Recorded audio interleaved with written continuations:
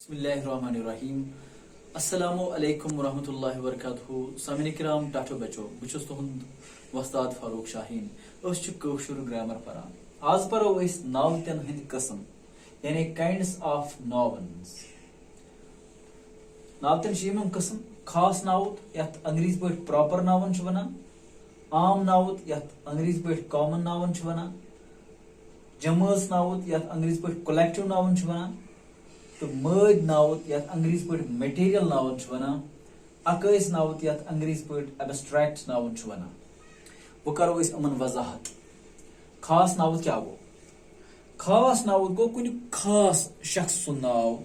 कुछ खास जाय हुन नाव या कुछ खास चीजुक नाव डेफिनेशन छ पे लिखमस खास नाउत गो युस कंसी खास नफर सुन जाय हुन या खास चीज बाबत कर मिसाल दिमो शेखुल आलम छु खास नफर श्रीनगर छ खास जाय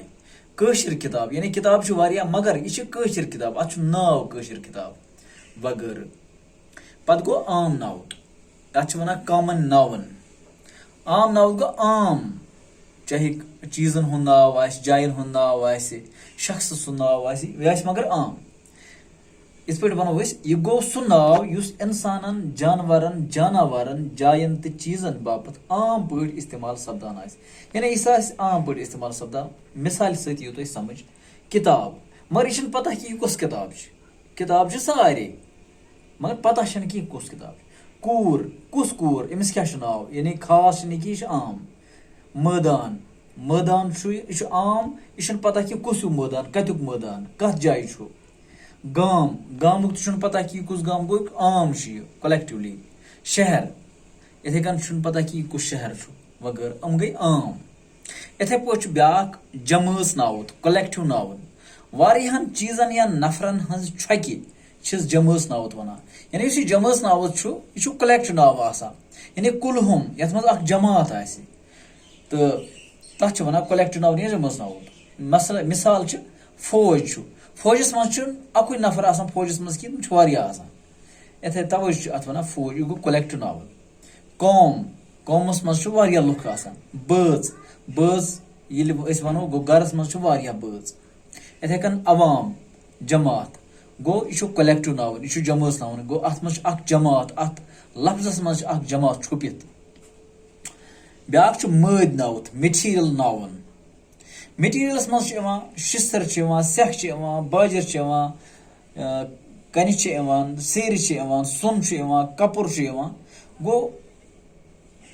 वो डेफिनेशन तिमन चीजन हंदन नावन मद नावत वनान यम तोलन तो मेन या यमो सत मुख्तलिफ चीज तो बनावन गो यमो सत मेहनत यम चीज मेहनत तो तोलन तमन मटीरियल नावन वनान मद नावत वनान या यमो चीजों यमो सत चीज दिन बनावन मसलन शिस्तर सोन कपुर वगैरह अकैस नाउत गो एब्स्ट्रैक्ट नाउन गो यह सह नाव यथ मज कुन चीज खासियत खूबी हावन आम तमुक मुकाम तमुक चीजुक मुकाम हावन आमुत तमुक मयार तमिच निशानदी कर तमिच मयार मगर यह ठोस की इस पे तुम समझ तिम नाव यमन न कह ठोस शक्ल बल्कि अकि खास अमल खासियत तो कुन मखसूस मरतबच या मयारच निशानदेही करान मसलन चालकी ठोस यह ठोस की यह क्वालिटी खूबसूरती मतलब क्वालिटी ईमानदारी क्वालिटी बेमार यह क्वालिटी अख चीज अछो वो कह ये ठोस शक्ल कह वगैरह टाठो बचो मे उम्मीद कि तुम आसो ग्रामरिक चीज टर्म समझ आम इंशाल्लाह ब्या वीडियो है इंशाल्लाह जल्दी ग्रामरिक बाकी चीज है ब्रो बाकी टर्म्स है बे तुम ब्रो अगर तुम वीडियो पसंद तो मेन चैनल कर सब्सक्राइब दियो इजाजत अस्सलाम वालेकुम।